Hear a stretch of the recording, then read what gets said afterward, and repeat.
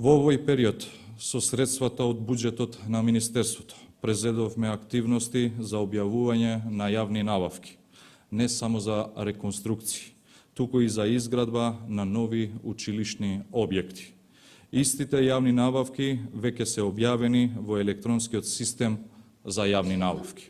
Сите челници во општеството, сите носители на јавни политички функции, особено носителите на јавните политички функции, треба да ги хармонизират своите делувања, да кажеме, во склоп со стратешките цели, а тоа е членството на нашата земја во ЕУ и во НАТО.